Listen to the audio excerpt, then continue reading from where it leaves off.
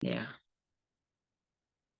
Hey guys, it's Terry here from Money Matters for Everybody, and today I'm joined by TJ from TJ's Melons and Landscapes. awesome. So this week was the first week of spring, Yep. which means Money time. time. So TJ owns a small landscaping business. Did you want to talk about how long you've been in business? I've been in business for 2 years now. A little bit over 2, probably 3. Yeah. You started really small, so And accepting donations, of course, at the age of 12. How many customers do you have? I have, as of now, I have 17 customers, and I haven't really handed out flyers or anything yet this year. I usually get a decent bit of customers just by word of mouth. But this year I'm going to be handing out flyers in a couple of new neighborhoods that I want to start working in. Awesome. So I think that's a good part to talk about, that you have mostly grown by word of mouth. And you want to tell our listeners what you do, some of the things that you do? Yeah, so I do mowing. I do like flower bed maintenance, edging, mulching, hedge trimming.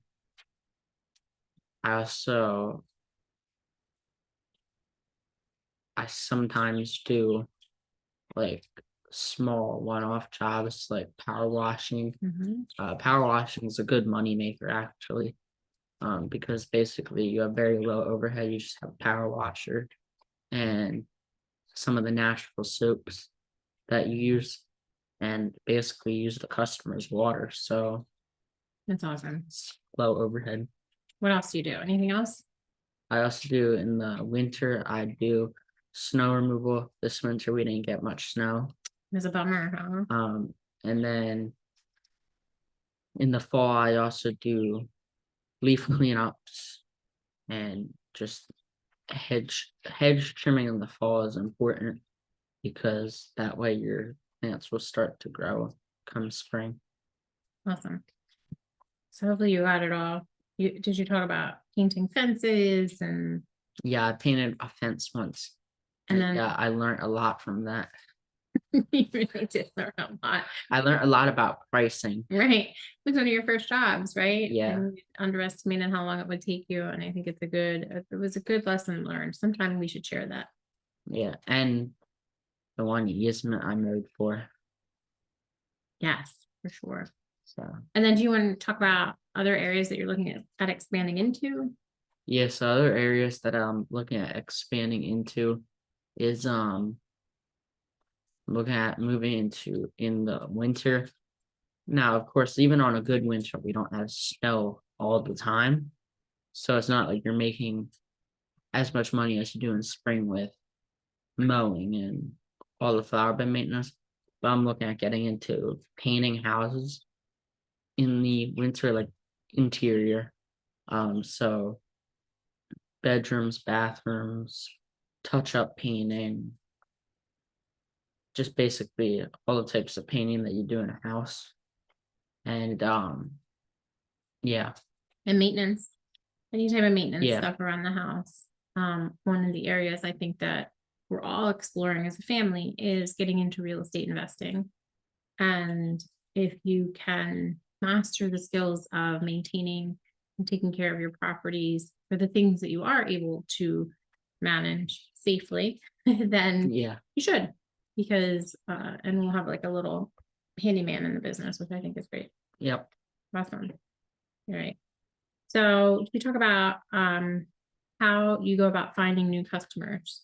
Yeah, so I go about finding new customers. I get a lot of word of mouth. A lot of word of mouth. Most of your customers are word of mouth. And for Yeah. a good part of the beginning of your business, It was basically it had to be word of mouth. Yeah. Because it's easier if you have a customer who's going to be a jerk, right? It's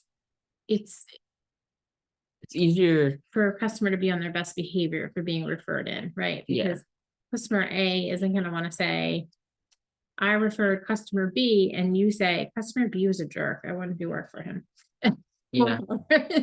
So, okay. Yeah. So there's a lot of it was word of mouth. At this point, it's probably 3/4 of it was word of mouth.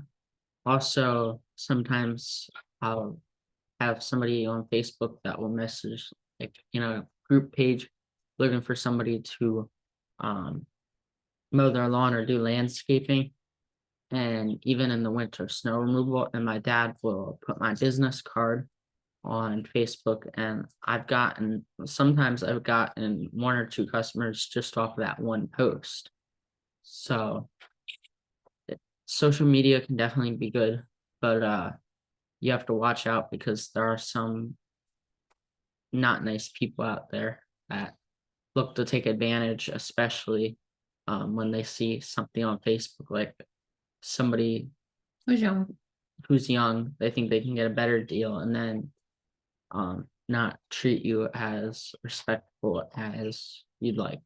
You sound like you have some experience there. Would you like to talk to our viewers about that? Yep. I've had luckily I've only had one or two instances of customers not behaving the way that I like. And one of the customers, so when I go over to mow your lawn, I say, I don't have to come over every single week. In the spring, when it's growing very rapidly, I usually say I want to come over every single week until it starts to die off because it's not worth it for me to come every other week. If it's growing rapidly, like I'll have to add on an additional price to that because it takes longer to do it, heats up your equipment. Just it's not fun. Right. It's not fun for me as the landscaper to try to make it look good. It's also not fun for the customer because it doesn't look as clean of a cut as if it was done every single week in the spring. But once I had a customer that the grass was probably a foot and a half to 2 feet tall in their backyard. So they asked me if I could mow it, and I did. And it seemed like they were a pretty nice person. They said, okay, you can come back whenever we call you to mow it. Well, the next time I came back, it was about a foot and a half tall, and they wanted me to mow it down to Short as possible. 1 to 2 inches that they could get more time out of it until it grew to another foot and a half tall. So I basically told them it's not healthy for your lawn, number one, to do that. Your lawn's not going to look good if you take all those grass clippings, especially because I don't use a bagger most of the time because where we live, it's not necessary to use a bagger. If it's cut every week to every other week, you can't tell the difference, and it's healthy for the lawn for there to be some grass clippings. But when there's a foot and a half tall of grass clippings left on the yard, it's not healthy for it, and it doesn't look good. So I basically told the customer, it's not healthy for your lawn in the first place to do that, and it's not good for my equipment. That's beating up the equipment that I'm using, and the blades will need to be sharpened pretty much like right after mowing that because it just takes a lot of power from the mower with the blades. It wears it down. So yeah. Good. That was one difficult situation. Did you want to talk about any other difficult situations that we had? I've only had one other difficult situation, and it was actually my first customer. Kind of makes you lose faith in people. It was a lady that wanted her flower beds to be maintained, and she saw my flyer. I handed out flyers so that I could gain business, and she saw my flyer. So she was my first customer. I was really excited about it. And I told her my hourly rate is $15 an hour, which is pretty reasonable because at that point, I already did flower bed maintenance at our house. So it's not like I wasn't unskilled. I knew what I was doing. But basically she said, I'll give you half of that $7.50 an hour. And then basically I told her, well, can you pay me $10 an hour? Because I mean, $10 is really low. And she ended up saying, look, if you work with me for a while at the price that I said, I'll give you a bonus. So I worked with her for a while. I did. Honestly, it was good experience. I put in like a little brick flower bed like edge piece. So I learned how to do that. I built a trellis with her. I sanded down one of her doors and repainted it for her. But basically it was months of working with her, and I wasn't getting any more money than I started out with. She actually, one day I showed up there and she started questioning why it was taking me 2 hours to do 4 hours worth of work. Like, she thought it was unreasonable for the amount of time that she thought 2 hours was a lot of work when really it was a lot of work. Like, So what do we do in that situation? basically, I told her, okay, I just want my last paycheck and I don't want to work with you again. Don't take it personally, but it's just not worth my time. It's not a good fit. So, Since we're a potential customer, kind of challenged you, and it was a good opportunity because sometimes from time to time we've had that conversation about you're not going to be everybody's cup of tea. yeah. I'm certainly not everybody's cup of tea, and Mhm. you have to be okay with that, right? Yeah. But this particular potential customer wound up being kind of like rude, pretty mean, right? Yeah. So when TJ was younger, we are not necessarily helicopter parents, but we absolutely do make sure that especially when you're younger, if there's a new customer that TJ is going to, has been asked for a quote, to give a quote to, we will, either Tim or I will attend the consultation with TJ so that he's not alone. It's a good practice. Like, number one rule in my household is just don't ever go alone. It's like rule number one for staying out of trouble, Yeah. right? If you're by yourself, chances are you're a bigger target on your back. And so, and this particular customer, we weren't like, you were coming back from another job and he wanted you to stop and give him a quote. And you had mentioned that you would have to bring like your mom or your dad, and he challenged you with, oh, I thought that this was your business. Yeah. And so ultimately you did wind up working for him the next year. Yeah. I mean, it also came to, I think he was having a rough day with work. Mhm. So he needed his lawn done basically that day. And I told him, okay, but I'll need to come back and give you an estimate. And at the time, my parents would come with because I was younger. And Somebody they still still come with, now, but yeah, they don't come to the door with me. Like, but you don't go I'll go outside, up. right? No. But basically he was having a hard day at work. And I mean, I get it, but it's also never an excuse to treat somebody the way he did. But we ended up making a deal and he paid me good, tipped me everything. Nice. So That's awesome. Sometimes, yeah, I guess that's the lesson we Yeah. learned, is sometimes you have to just recognize that people have a bad day. Yeah. And then other times if people are looking for cheap labor that, and a little bit demanding, right? I think yeah, that you just, not everybody's your cup of tea. Okay. So we talked about what you do, how you find new customers, difficult customers. You want to talk about your goals? damn, we already talked about goals in the beginning of the video. And this one, because I stopped it because your hair wasn't right, remember? So I thought this one was one. did we talk about goals in this one? I'll edit it if we talked about Okay. goals. So that last year, your income was about 12,000. The year Yeah. prior, it was 6. This year, my goal is to double that. At least double it. At least double it. I'm already on the track where it looks like I'm gonna double it. Doing a lot of business So development, right? I'd potentially like to grow it to possibly $25,000 to $30,000 in revenue. And you have, and That's not all gonna be profit because you've got expenses. This year is not gonna be cheap because I need a truck and a trailer. well, yeah, the truck might be more personal. The Or you truck's get a gonna be truck for work. okay. And then you want to talk about, you have a potential new, an employee that's gonna be working with you, Yeah.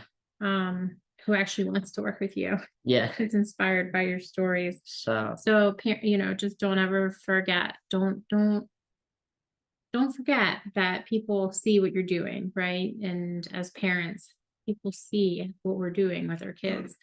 And as kids, people see what you're doing, right? And yeah. they see a kid working hard. I think that one of the greatest things that I've seen through you working, because Tim and I are not entrepreneurs at all. We are employees. But watching TJ grow and serve his customers and just seeing that growth and just knowing that the best is yet to come, right? Yeah. And there's a lot of opportunity there. So I think that's great. But that other people see it too. Last year you had 2 or 3 people that wanted to work with you. Yeah. And people will want to work for you if you're a good worker, a good employer, Yeah. and a good friend. So all right. And then so we talked about our goals, talk about serving others. So we talked about how you go about getting business from your customers, like word of mouth, putting out flyers. Your dad's like stealth on the Facebook marketplace to recommend your page. Not marketplace, Oh. Facebook community Community pages. pages. Thank you for So, that. Okay. And then talk about serving others. There's a couple instances where customers couldn't pay you what the job was necessarily worth, market value. Do you want to talk about that? yeah. So I had a customer, I handed out flyers on doors, and I had a customer ask me if I could do like flower bed maintenance. And so I was doing the flower beds. I was pulling weeds and just hedge trimming and stuff. And another landscaper, she had a landscaper that did the mowing on this property.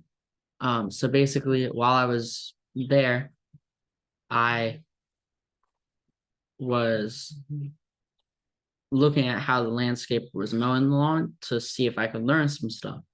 And What you learned. I learned, well, actually, the mower that the landscaper was using was the same one as me. And they were having issues with it. So I was seeing it sounded like the belt fell off. And that's what ended up happening. So I went to the backyard and said, well, you're gonna need some tools to put this back on. And basically they said, well, we're already done. And at that point I was looking around the yard. I was like, they didn't even do half of it. They basically went in circles in this one area. The person that I was doing the yard for was disabled, so they couldn't move around the yard to see what the yard looked like. They also didn't have windows facing the back, so they couldn't see what the backyard looked like. So they didn't weed whack the back. They only mowed a quarter to half of it. They left track marks through it, and it just wasn't good quality. The front wasn't much better, but they at least mowed the whole thing. Weed whacking was still really bad. So basically, I told the customer, hey, the landscaper didn't do a quality job that I think is worth any money, really. So I gave an estimate, and the customer said, well, I can't afford that. I'm on a fixed income. So I told the customer, okay, I'll think about it, and see if I could adjust the price. So I got home and I was thinking over dinner, I talked about it, and I was saying, like, I feel like I should help this person because, especially if I'm doing flower bed maintenance in this yard, I don't want to be seen doing that and have somebody walk up and be like, the flower bed looks good, but the lawn looks awful. Just assuming that was your. And so I basically I didn't want to be seen as that person that does good in flower beds but bad mowing. And I also didn't feel like the customer is getting what they were paying for. So I told the customer I could do it. And I ended up getting the customer, and they've been really nice. Like every time I go over there, they say thank you for doing such a great job at the price. Um, and I'll even get like tips every once in a while, and it just Good. feels good knowing that they're getting what they want, and I'm getting paid for it, Serving your but community. I'm serving her because I'm not getting paid as much as I usually get. Good. So Excellent. And then do you want to talk about any other instances of serving the community? But you have a church that you're mowing for, you mowed for last year. And yeah, the jury is still out as to whether you'll mow for them this year. yeah, I'm offering the mow for them again this year. Okay, good. Um, And that was a job that pretty yeah, much was at almost at your cost. yeah, I've also learned from this job that commercial work might not be my Cup of tea. cup of tea because Cash now flow. of course I might get into other commercial properties, Mhm. but implement if you don't pay me after like a month and a half, I'm gonna have to add on a fee because um after a month and a half we've had enough time to pay it. I feel like it's just Timely payment. I need timely payment, especially when I'm putting out the money on gas on it and all the effort. I want the money as soon as I can. I know that with commercial properties, you usually get it in about a month. You get Yeah. paid monthly. Hmm. So It take a little longer. it takes a while, but also um I might get into more of that. Awesome. Anything else you want to share? Nah, I think we've went over everything. Good. All right. So hopefully this has been helpful for you and inspirational. If you're a parent trying to raise money smart kids, this is just a testimony that you can do it. You teach your kids to work hard for money. Yep. Also think it's an important lesson that maybe we should be helping our children thrive in areas. Maybe they're not designed to be a worker, but designed to be an employee, or excuse me, Maybe a they're business owner. yeah. So it's not a one size fits all. I think it's been a challenge for us because we're learning too. Like Tim and I are workers, and TJ is our first generation, right? Yep. Business owner. There's a lot to learn, a lot to read on and read up on and educate Yep. ourselves. But it can be done. Yep. And there's a lot of joy in putting your best foot forward and doing work that you love and serving your community. And then the next steps for you will probably be hopefully investing in real estate and getting some, Yep. they call it passive income. It's not passive income, but moving in that direction of owning some properties. Yeah, I'd like to get into the vending machine industry. The vending machine industry. So The vending machine business. all right, guys, thanks for joining us. Have a good day. Bye. Bye.